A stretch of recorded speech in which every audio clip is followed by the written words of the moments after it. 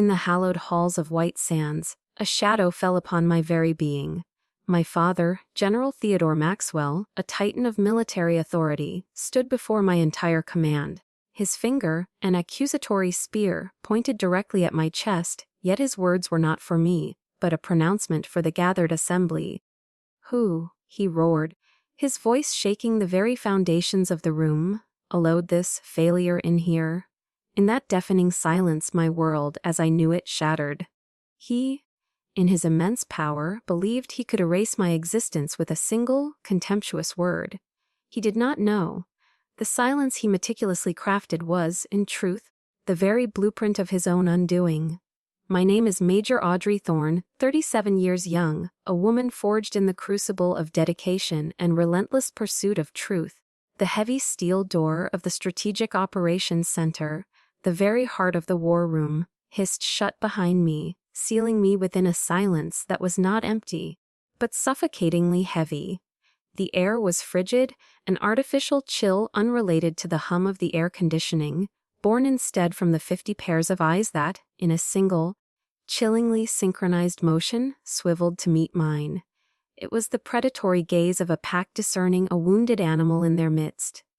There were no greetings, no customary nods of acknowledgement, only whispers insidious and sharp, slithering through the sterile air like venom. "That's her, General Maxwell's daughter, the one who detonated the Chimera prototype." Each phrase, a tiny, poisoned dart, pricked at my skin, compelling my posture to instinctively stiffen. My years of rigorous training kicked Inzy's spine ramrod straight, chin held high, eyes unwavering, fixed forward. Yet, beneath the crisp uniform, I felt utterly exposed, pinned like a specimen for public display. The polished concrete floor gleamed under the recessed lights, a cruel mirror reflecting the judgmental faces that encircled me. With every measured step, the sharp, solitary click of my regulation heels echoed, a stark, unyielding rhythm in the cavernous room.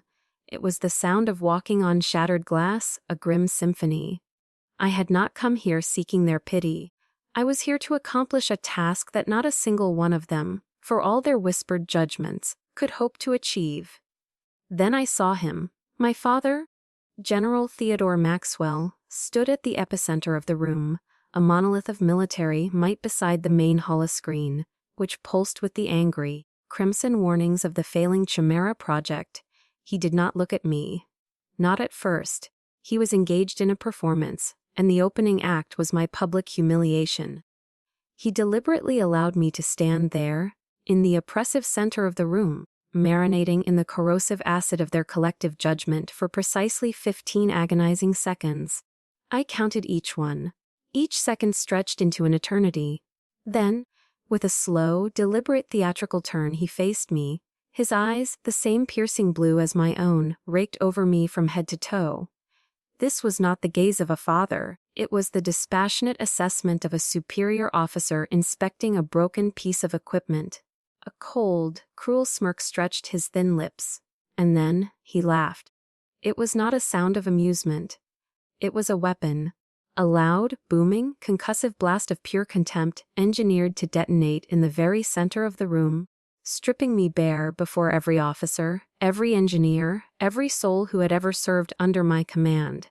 The sound ricocheted off the sterile walls, a public declaration of my utter worthlessness.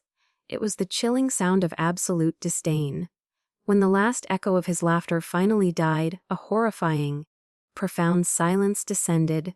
He allowed it to hang in the air for a deliberate moment before he spoke, his voice a low growl that hammered every word into my soul. "Who allowed this failure in here?" He did not use my name. He did not use my rank. He used a single damning noun, failure. He had, in those few words, redefined my entire existence, my 15 years of dedicated service, my lifetime of hard-won achievements, into a solitary damning label. His arm shot out, his finger pointing directly at me, a final, public gesture of condemnation. Beside him, Chief Engineer Harrison Blake, his anointed successor, his golden boy, wore a smug, triumphant smirk.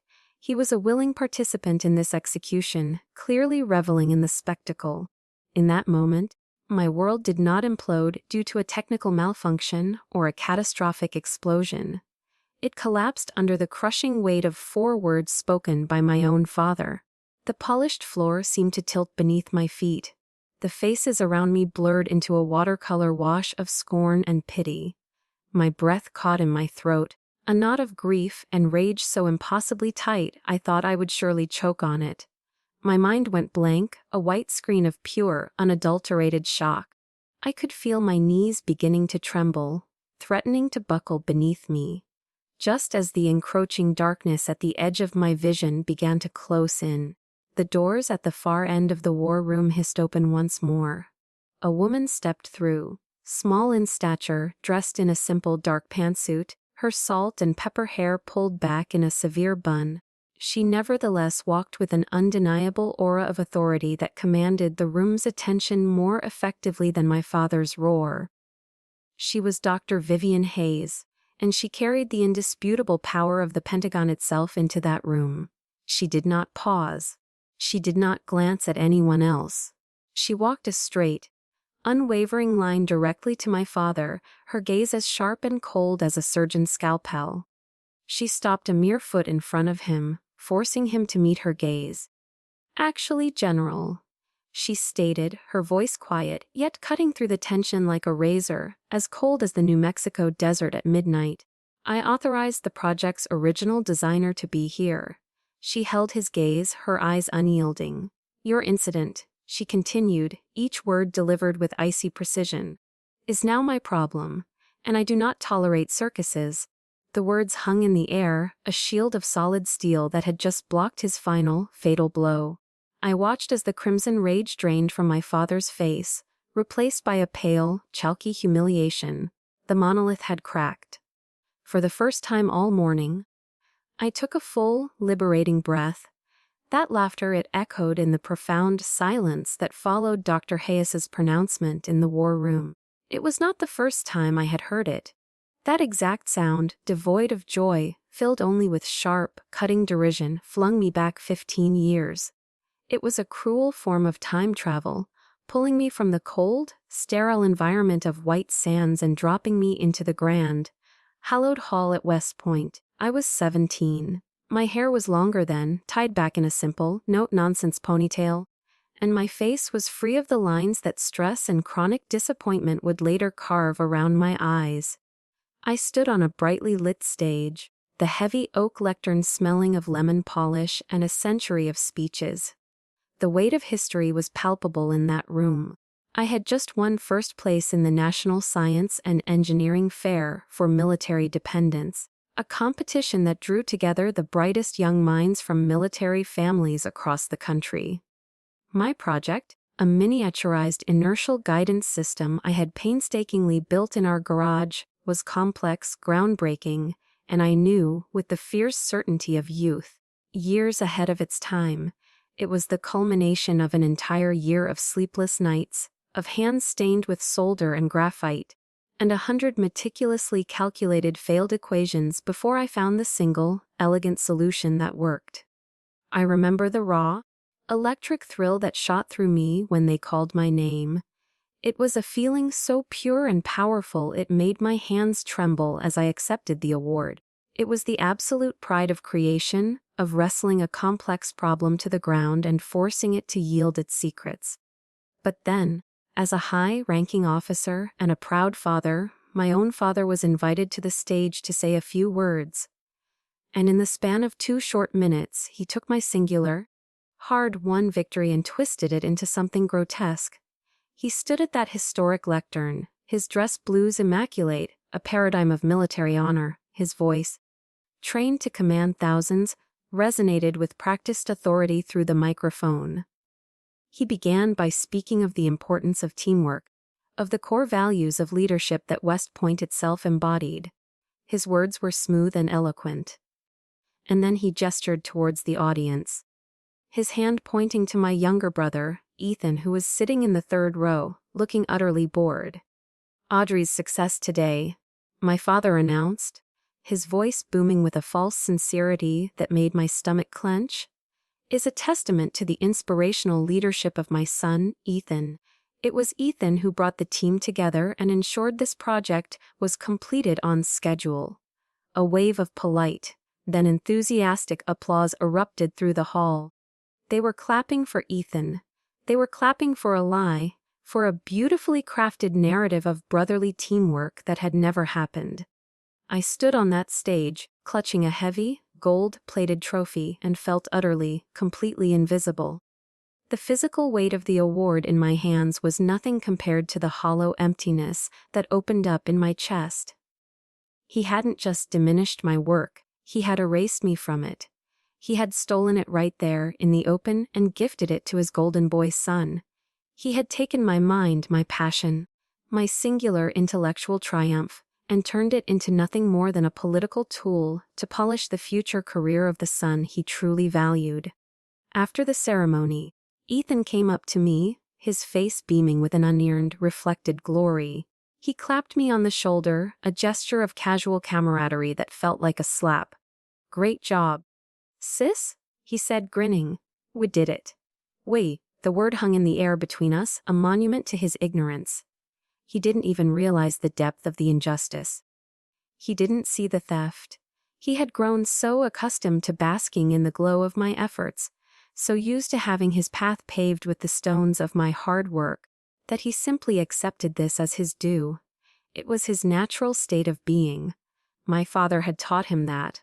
I looked into my younger brother's eyes and saw no shame, only the easy, unthinking arrogance of a person who believes they are entitled to the fruits of another's labor. The pain of my father's betrayal was a sharp, searing wound. But to see it reflected and amplified so casually by the brother I loved, that was a different kind of wound laced with a slow, acting poison. That night, I sat alone in my designated room in the guest barracks. The trophy sat on the cheap laminate desk, its gold finish looking dull and lifeless in the dim light. A quiet knock and the door opened. It was my uncle Arthur, my mother's brother, a soft-spoken, brilliant, and perpetually tired-looking senior engineer from NASA. He had driven 6 hours from Maryland just to be there for me. He didn't say much. He didn't offer empty platitudes or criticize my father. He just walked over to the desk where my original hand-drawn schematics were laid out. He gently placed his large, calloused hand over the intricate lines and calculations, a gesture of profound respect. "They can applaud the story, Audrey," he said, his voice a low, comforting rumble. "Stories can be changed.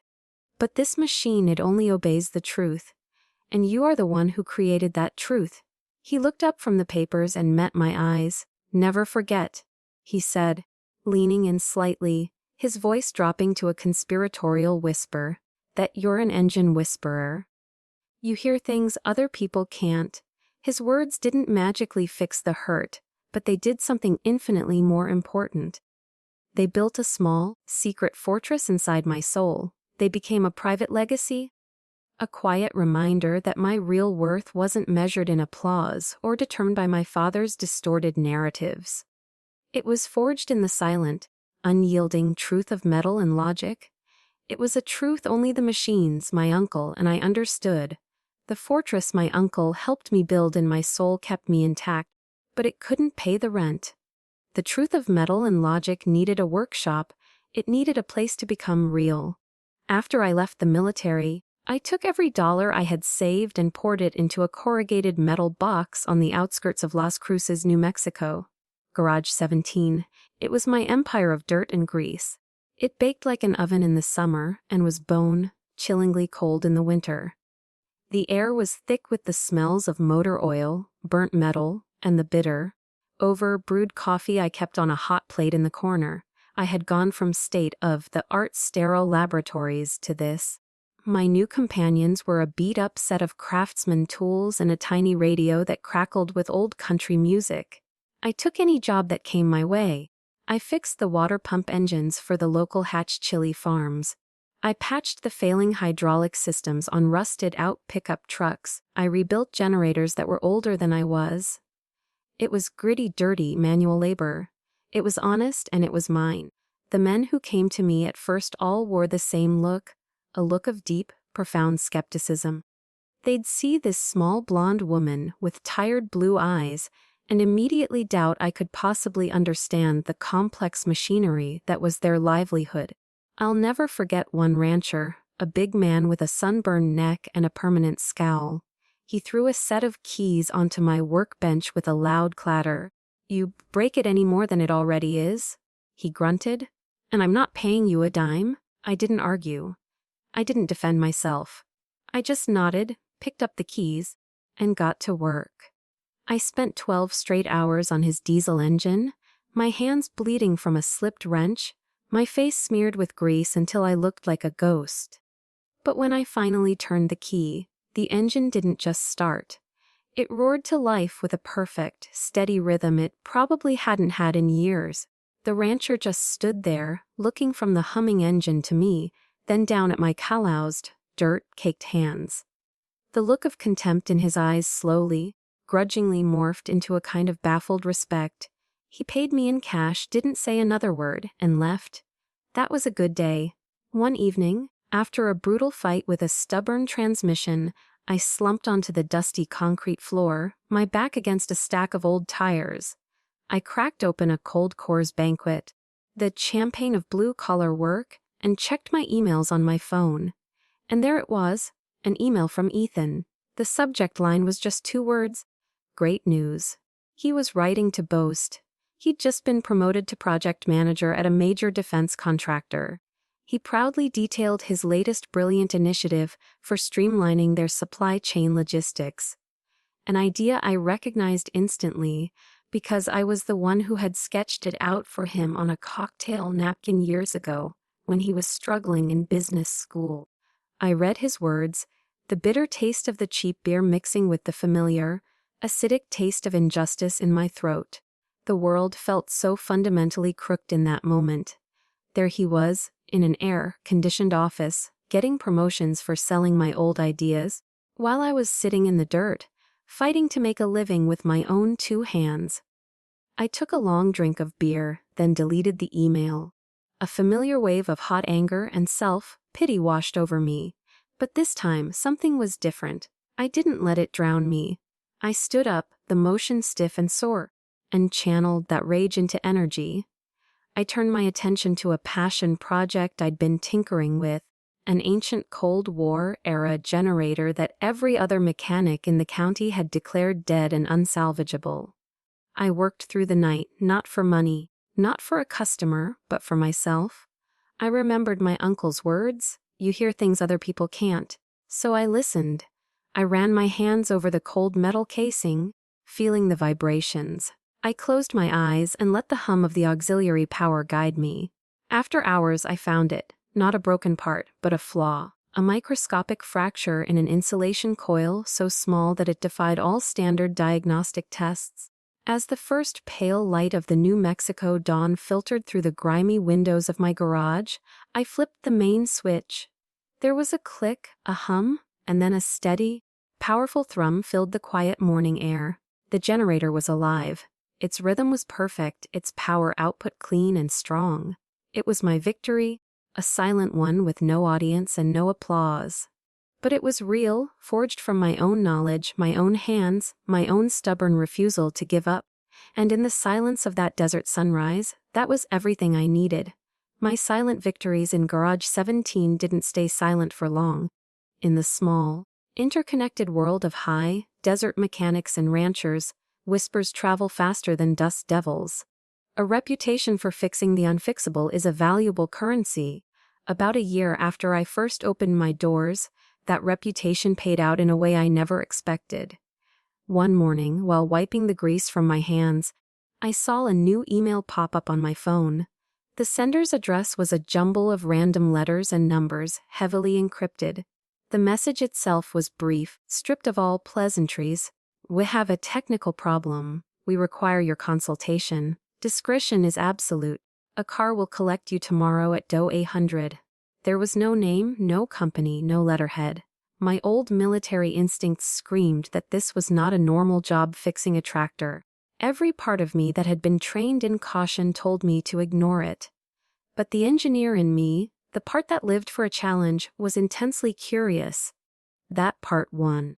I replied with a single word, confirmed. The next morning, exactly at 8 o'clock, a black, unmarked SUV with tinted windows pulled up in front of my garage, its engine barely making a sound. It was the kind of vehicle that screamed federal government or private military contractor. It drove me deep into the Chihuahuan desert to a location that looked, from the outside, like a derelict cattle ranch. But the high-tech surveillance cameras tucked into the eaves of the barn told a different story. The woman who greeted me was petite, with salt and pepper hair pulled back into a severe, tidy bun.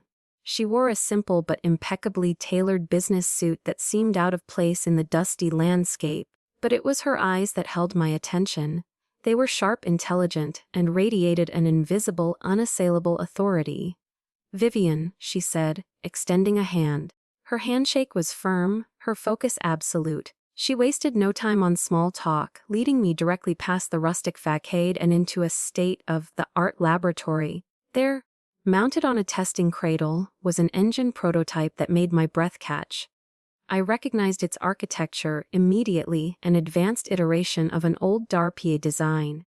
"Everyone says it's dead," Vivian said, her voice calm and even. "They've tried everything. What do you think?"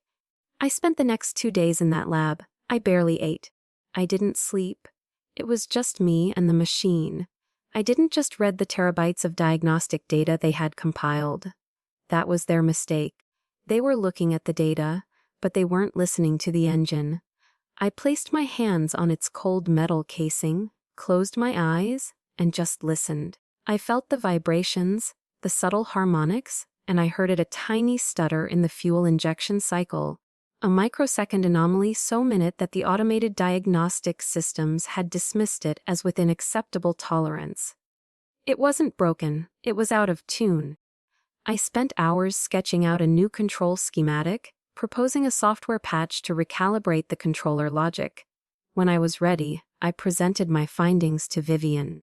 She sat across the table from me, and as I explained my reasoning, she never once interrupted. She just listened, her sharp, perceptive gaze seeming to see right through my technical jargon and into the core of my thinking. When I finished, she was silent for a moment. "You're not just a mechanic," she said finally, a statement of fact. "You're having a conversation with it."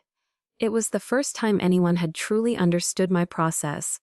"Ems Thorne," Vivian continued, and the use of my formal surname felt like a knight's accolade. 3 years ago, the Pentagon lost a valuable asset. I've read the official report on the Chimera prototype explosion. I've also read your original unedited design schematics. They don't match. My heart hammered against my ribs. It felt like the floor had dropped out from under me. She knew. "Your talent?" she said, her voice softening almost imperceptibly as she slid a thick consultant's contract across the table, "deserves to be compensated, not buried. It should be honored, not taken for granted." Her words landed like a bomb on a wound I didn't even know was still open. She leaned forward. "The Chimera project is failing. I need you to come back, not as a general's daughter, not as a scapegoat, but as the best damn engineer I know." And in that sterile, quiet lab, I started to cry. For the first time in years, tears streamed down my face. But they weren't tears of pain or humiliation. They were tears of gratitude, of profound, overwhelming relief. Have you ever had a moment like that? A moment where a stranger sees you more clearly than your own family ever has? This woman, this stranger, had just given me the one thing my own blood had always denied me: their trust. Stepping back onto the grounds of White Sands felt like walking into a ghost story, where I was the ghost. The news of my return under Dr. Hayes's direct authority had spread like a seismic shock wave through the facility's tightly knit community. My father couldn't publicly oppose a decision that came down from the Pentagon, but he was a master of asymmetrical warfare.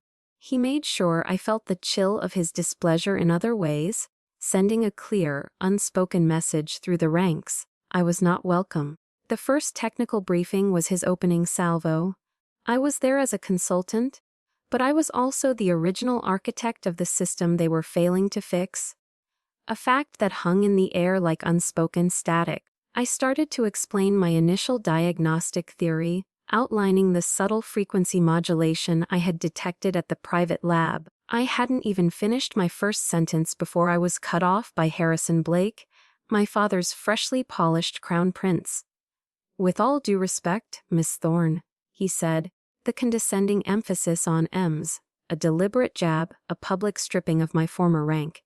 He smirked, playing to his audience. "Your intuitive methods might work on old farm tractors out in the sticks, but here we operate on hard data and established protocols. The data doesn't support your feeling." He said it in front of the entire engineering team, a blatant, pre-rehearsed attempt to discredit me before I could even begin. The room fell silent, every engineer suddenly fascinated by their notepads, everyone watching the power play unfold. I didn't raise my voice. I didn't let the hot flash of anger show on my face. I just held his gaze until he started to look uncomfortable, his smugness flickering. "The data isn't lying, Blake," I said, my voice low and steady, carrying across the quiet room. "The problem is you're not asking it the right questions. You're looking for a broken part when you should be listening for a discordant note." That evening, in the sterile quiet of my temporary quarters, my phone rang. The caller ID was a blocked number, but I knew who it was. It was my father's private line. His voice, when I answered, was no longer the thunderous roar from the war room. It had been replaced by something far more insidious, the calm, rational, and deeply patronizing tone of fatherly advice. "Audrey, I hear you're causing some friction with Blake's team," he began, the words smooth as silk. A verbal pat on the head. "You're digging up things that were settled 3 years ago. It's counterproductive. You need to remember your place. You're just a consultant here, an outside voice. Let the team do their work." A cold knot formed in my stomach. He was defining my boundaries, putting me in a box. "My place?" I replied, my voice as cold as the steel casing on the Chimera engine, "is as the person who designed this system from the ground up, and I know it was altered." There was a brief, telling pause on the other end of the line. When he spoke again, the silk was gone, replaced by unyielding steel. "I refined it," he said, his voice hard and final. "Your original design was too ambitious, too risky. I made it safer, I made it more practical. Don't make this situation worse for everyone with your professional arrogance." It was a masterful piece of gaslighting. In his version of history, he wasn't a saboteur. He was a protector. I wasn't a truth seeker. I was an arrogant child who didn't know what was good for her. I had barely processed the depth of his delusion when my phone rang again almost immediately after I hung up. This time it was my mother. She didn't ask how I was. She didn't ask if I was okay. She simply launched into a performance of preemptive, hysterical tears. "Audrey, what are you doing?" She sobbed into the phone, her voice thick with manufactured panic. "Your father is under so much stress, his entire career, the family's honor. How can you threaten to destroy everything because of your own selfishness? You need to think about your brother, about his future. Please, for the love of God, just take a step back." Her words were like a volley of poison, tipped needles, each one aimed at a place she knew was vulnerable. She had twisted my fight for professional integrity into an act of personal selfishness. She weaponized family honor, a concept that had never once been used to defend me, to demand my silence. In that moment, I realized with sickening clarity that her quiet, complicit silence over the years was 1,000 times more damaging than my father's overt cruelty. He was the storm, but she was the toxic, stagnant air that allowed the mold to grow. She was the chief enabler. Something inside me, a wire that had been stretched taut for 3 decades, finally snapped. "Mom," I said, and my own voice startled me. It wasn't trembling. It wasn't pleading. It was terrifyingly steady, devoid of all heat. The family's honor was destroyed 3 years ago when not a single person in it stood up for the truth. "Audrey, don't you dare take that tone with me. I will not. I cut her off, the words clean and sharp. Take a step back. Not this time, I ended the call. My hand, when I looked down at it, was shaking. But it wasn't from fear or weakness. It was from a rage so pure and white, hot it felt like it could melt steel. The dull, persistent ache of past injustices had finally ignited into a blazing, clarifying fire. I knew then with absolute certainty that I couldn't rely on my memory or my intuition. My word against the generals was nothing. I needed proof. I needed cold, hard, undeniable evidence. The kind of evidence that would show the world, Dr. Hayes, and my own fractured self exactly what they had done. The real war had just begun. The anger didn't fade after the calls. It cooled. It solidified into a cold, hard, and terrifyingly clear purpose. That night, sleep was an impossibility. The ghost of my mother's pleas and my father's lies weren't just echoes in my head anymore. They were the fuel for a hunt. I sat in front of my secure terminal in the pre-dawn darkness, the clinical green glow of the screen illuminating my face. In that moment, I shed the skin of the consultant, of the daughter, of the victim. I was an investigator. I was a soldier on a mission, and the objective was the truth. I decided right then that I was done waiting for permission. I was done playing by their carefully constructed rules. Drawing on old, deeply buried skills from my time in technical intelligence, I began to probe the base's internal network. I slipped past the standard user-level security protocols, not with a battering ram, but with a series of quiet, precise maneuvers that mimicked the authorized access of a low-level systems administrator. I wasn't looking for top-secret classified files that would have triggered every alarm from here to the NSA.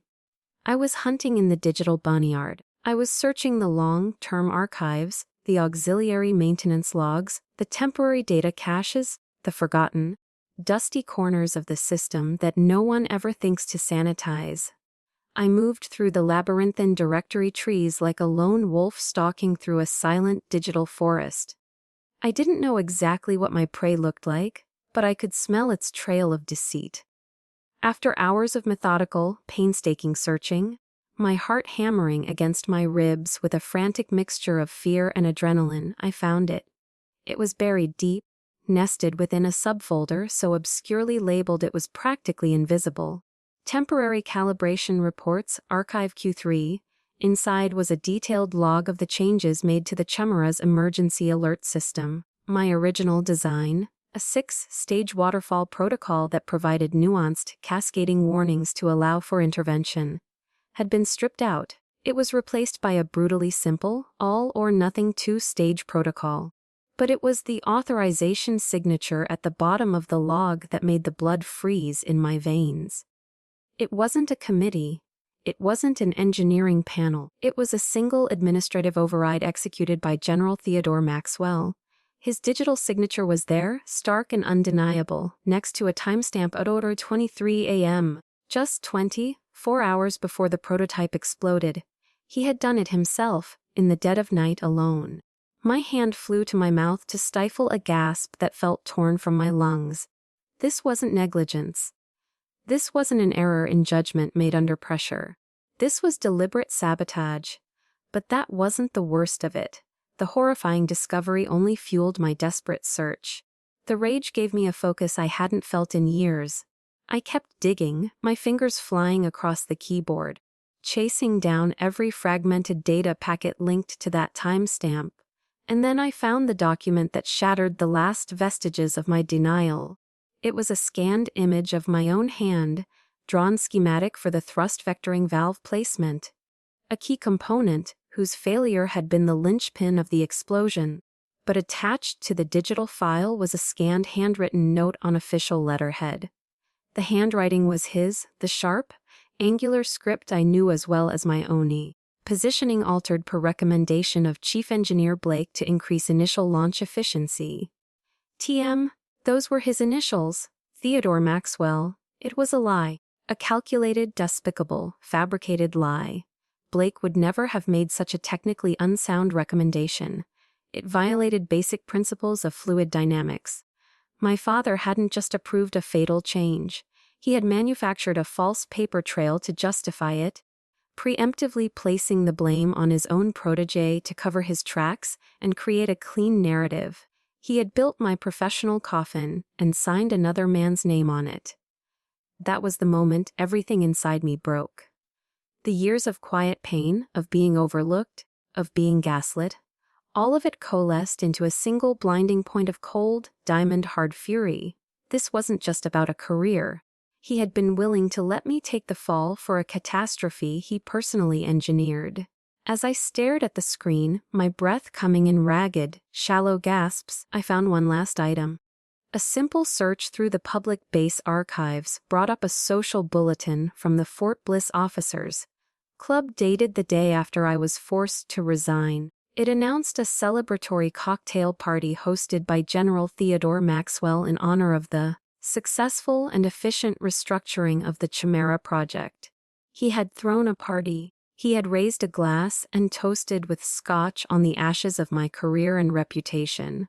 I felt like I was standing alone and naked in the middle of a vast, silent arena, the jeering crowd invisible but deafening. And then, in a moment of pure, strange serendipity, the old radio I kept in the corner for company crackled to life. A late-night public radio show was replaying a speech. I recognized the voice immediately. It was Brené Brown. It is not the critic who counts, her calm, steady voice filled the silent room. Not the man who points out how the strong man stumbles. The credit belongs to the man who is actually in the arena, whose face is marred by dust and sweat and blood, who at the worst, if he fails, at least fails while daring greatly.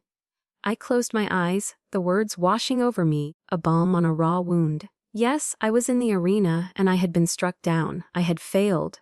But I would not stay on the ground. Not anymore. With a newfound, chilling clarity, I stood up. I systematically copied every file, the logs, the altered schematic, the handwritten note, the party invitation, onto a heavily encrypted flash drive. It felt heavy in my hand, not with the weight of data, but with the profound weight of truth. I looked at my own ghostly reflection on the dark monitor. My face was pale, my eyes burning with a righteous fire. You chose the wrong arena, General, I whispered to the reflection, a vow made to myself in the darkness. And now you're going to have to face the gladiator you created. The sun rose over the jagged peaks of the Organ Mountains, but I hadn't slept. I didn't feel tired. The white, hot rage from the night before had been through a forge. It had been hammered and quenched, emerging as something new, a cold, sharp, singular purpose. I was no longer a victim caught in a storm of my father's making. I was a prosecutor, and the sun was rising on the first day of the trial I was about to convene. The encrypted flash drive in my pocket felt heavy, not with the minuscule weight of its plastic and silicon, but with the profound weight of truth.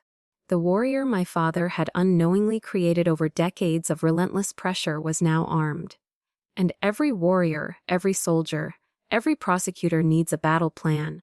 I spent the entire morning in the sterile temporary office they had assigned me, a box of a room that felt more like an interrogation cell. With the flash drive connected to my secure laptop, I worked with the methodical precision of a bomb disposal expert, arranging the files I had downloaded into an unassailable logical structure.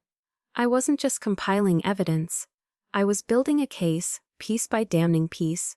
Each log file, each timestamp, each unauthorized digital signature, and each cloying, manipulative email was labeled, cross-referenced, and placed into a chronological timeline of deceit.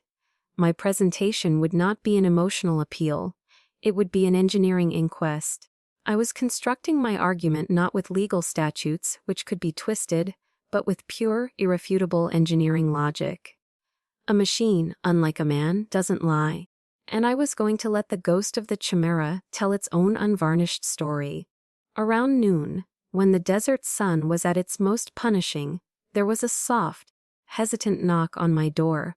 It was David Chen, the young data analyst from Blake's team. He was a quiet, almost invisible presence in meetings, a man who always seemed to be studying the scuffs on his shoes, as if hoping to find a trap door in the floor. He looked terrified now, his eyes darting towards the hallway, as if expecting my father or Blake to materialize at any moment. "Major Thorne?" he whispered, his voice barely audible. He still used my old rank, a small unconscious sign of respect that felt strangely significant. I know what happened 3 years ago. I was the junior analyst who ran the initial data sweeps right after the incident. I saw the original diagnostic logs before they were archived. He meant wiped clean, erased from the official record. I didn't say anything. I was scared. I have a family, a mortgage. His confession was a cascade of quiet panic. He quickly, almost furtively, held out a small, nondescript USB drive. "This is my personal backup of the original unedited automated logging sequence from the day of the explosion. The one that was deleted. I kept it. I don't know why. I felt like it was wrong. I think you should have it." I looked at him, at his pale, frightened face, and saw the war between his conscience and his fear. His belated courage didn't erase 3 years of cowardly silence, but it did give me the final, critical piece of my arsenal. It gave me the before to my after. I nodded slowly, taking the drive from his trembling hand. Its plastic casing was warm. "Thank you, Chen," I said, my voice even and calm, trying to offer him a sliver of the reassurance he so desperately needed. "You did the right thing." He gave a jerky, grateful nod, and practically fled from my office. Now I had it all, the original truth and the fabricated lie. But I knew that presenting a folder of digital files in a closed-door meeting wasn't enough. In a world of politics and power, data could be dismissed as interpretation, as a difference of professional opinion. I needed more than evidence. I needed a demonstration of power. I had to show them, not just tell them.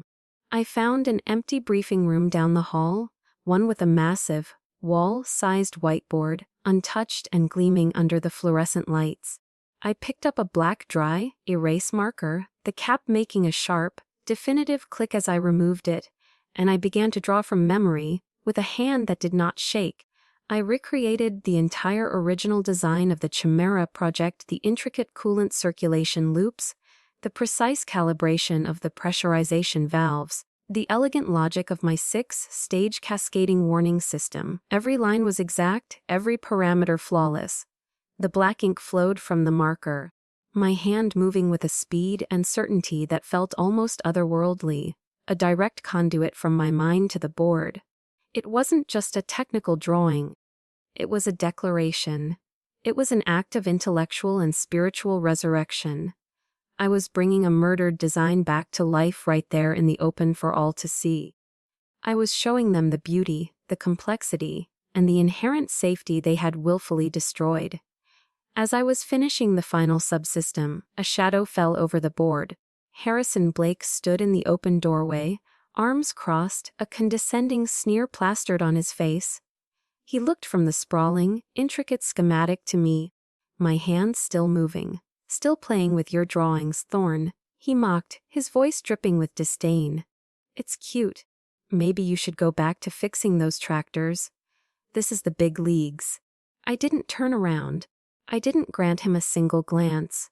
I just kept drawing, adding one last crucial detail to the schematic, my signature in the bottom right-hand corner, clear, proud, and unwavering. Audrey M. Thorne. The whiteboard was no longer a simple tool for work. It had become a gauntlet thrown down, a silent, public accusation that was more powerful than any shouted argument. I didn't have to say a word. My work, the pure, undiluted truth of it, spoke for itself in a language of elegant, undeniable logic. And I knew with every fiber of my being they would have to answer it. The whiteboard became a silent accusation in the middle of the engineering bay. It was too big, too detailed, and too public to be ignored. It was a masterpiece of passive aggression, and it worked. Dr. Hayes saw it on her morning tour, and after a private 10-minute meeting with me, where I presented her with my encrypted drive, an emergency simulation review was on the schedule for that afternoon. My father couldn't refuse a direct order from his civilian oversight, but he was a brilliant tactician, and he immediately turned the situation into what he thought was an inescapable trap for me. He framed it not as an inquiry into a potential flaw, but as a demonstration of the project's resilience. With blinding arrogance, he invited a small, hand-picked group of influential defense journalists to observe a routine calibration test. His goal was twofold: to witness my public failure under the glare of the media, and to solidify his narrative that the project, under his refined guidance, was firmly under control. When I walked into the simulation room that afternoon, it felt less like a technical review and more like a public execution. The air was thick with tension. The engineers from Blake's team stood stiffly at their stations, avoiding my eyes.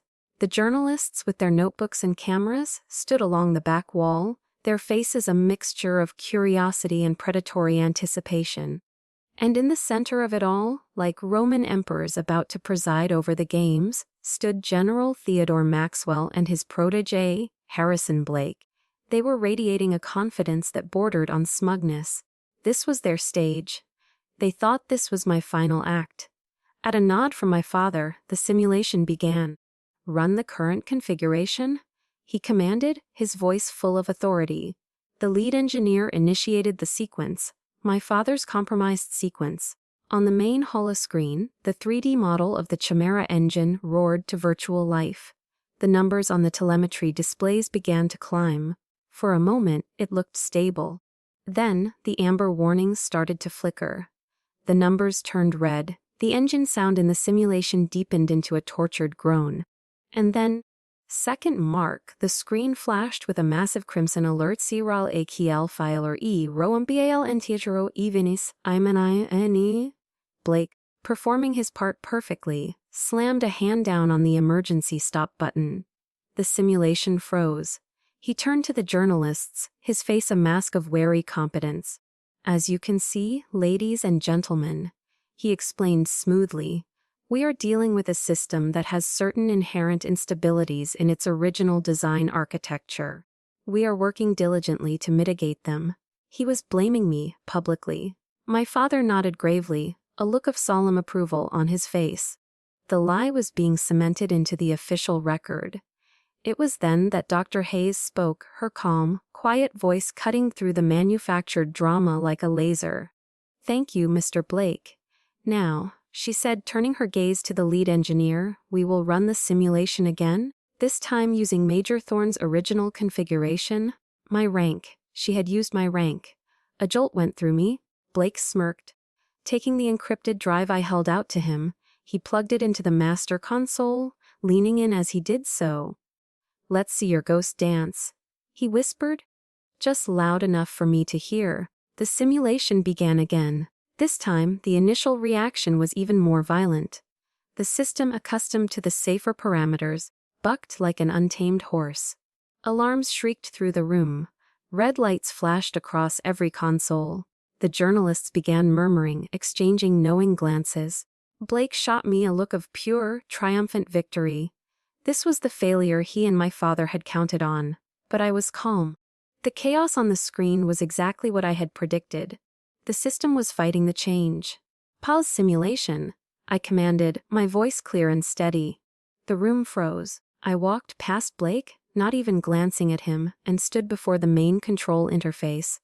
With a series of swift, precise movements, I manually overrode and recalibrated 3 core parameters: the fuel mixture variance, the coolant flow rate, and the harmonic feedback loop. I didn't look at the data streams on the screen. I didn't need to. I closed my eyes for a split second, feeling the engine's rhythm in my mind, listening to its language. I was the engine whisperer. "Continue simulation," I said. The entire room held its breath. As the program resumed, something miraculous happened. The piercing shriek of the alarms began to subside one by one. The frantic flashing red lights turned to a steady amber, and then, one after another, they blinked into a calm, reassuring green. The deep, tortured groan of the engine smoothed out into a powerful, clean, and perfectly balanced hum. The simulation clock ticked past the fatal 92-second mark. It passed 120 seconds, 182-40. It completed the entire 300-second full power cycle without a single error, a single flicker of instability. It performed flawlessly, exceeding the original efficiency projections by 7%. The only sound in the vast, silent room was the steady, powerful hum of the simulated engine. No one spoke, no one moved. I saw the journalists slowly lower their cameras, their expressions a mixture of shock and dawning realization. They turned their lenses away from the screen and focused them on the faces of the two men in the center of the room. Blake stood frozen, his mouth slightly agape, the color drained from his face. He looked like he had seen a ghost. And my father, General Theodore Maxwell, stood as still as a statue, his face a horrifying mask of disbelief and rage. The Emperor suddenly found himself naked in the arena. All of his power, all of his authority, all of his carefully constructed lies had just evaporated, consumed by the perfect, silent hum of the machine he had tried and failed to kill. The silence in the simulation room had been louder than any explosion. It was the sound of a paradigm shifting, of a career ending. The aftermath was swift and brutal. The defense journalists who had been invited to witness my execution instead reported on a political coup orchestrated with elegant, undeniable engineering. The story created a media firestorm. Within days, the Pentagon launched a formal investigation. General Theodore Maxwell was suspended from duty pending a full review.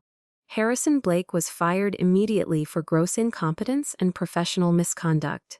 The entire empire my father had built over a 40-year career, an empire of fear, loyalty, and absolute control, was crumbling like a sandcastle against the tide. I didn't feel the elation I thought I would. There was no triumphant fist pump, no celebratory drink. There was only a vast, hollow emptiness, like the ringing in your ears after a great battle. The war was over. The truth had won. But I just felt tired. A few days later, my phone rang. It was Ethan. For a foolish, hopeful second I thought he might be calling to ask if I was okay. To ask what had really happened. I thought for a moment that he might finally be ready to listen. I was wrong. "What the hell did you do?" he screamed into the phone, his voice cracking with rage and panic. "You ruined him! You ruined Dad! You destroyed everything! All for your stupid, selfish ego! Do you have any idea how this is going to affect my career? My connections? They're all tied to him, you selfish."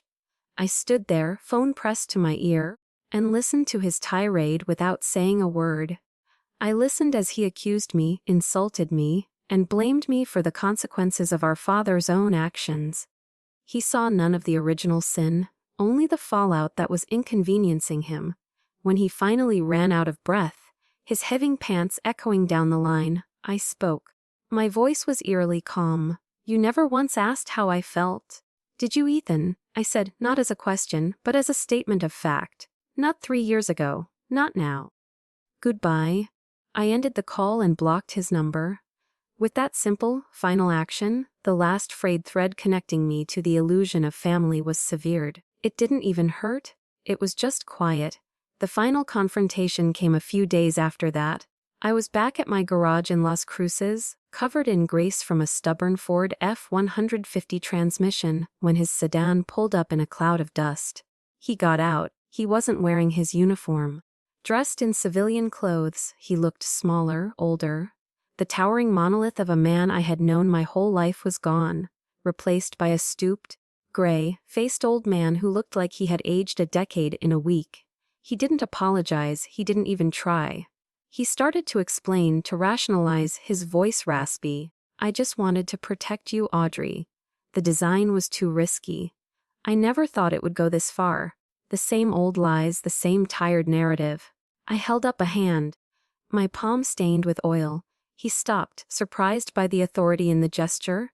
"Don't," I said, my voice quiet but unyielding. "Don't insult my intelligence anymore. You didn't do it to protect me. You did it to protect yourself, to protect your legacy, to protect your control." He opened his mouth to argue, then closed it. He fell silent because he knew I was right. There was nothing left to say. Slowly, I wiped my right hand on a rag, and then I twisted the heavy gold ring on my finger. My West Point ring, the one he had placed on my hand at my graduation ceremony. A symbol of everything he represented: tradition, honor, a legacy of command, and a legacy of absolute, suffocating imposition. It was the last chain that bound me to his world. I pulled it off. The skin underneath was pale and indented. I stepped forward and placed the ring into his open, waiting palm. It looked small and insignificant in his hand. "I'm giving this back to you," I said, my voice steady and clear, free of anger or malice. "I don't need your legacy. I'm going to build my own from the pieces you tried to break. My legacy will be the truth." I didn't wait for a response. I turned my back on him, walked into my garage, and pulled the heavy roll-up door down. It shut with a loud, final clang, leaving him alone in the desert dust. For the first time in my 37 years of life, I felt completely, utterly, and breathtakingly free. A year passed. Freedom, I discovered, wasn't a sudden explosion of joy. It was a quiet, vast emptiness. For the first time, there were no expectations to meet, no battles to fight, no ghosts to prove wrong.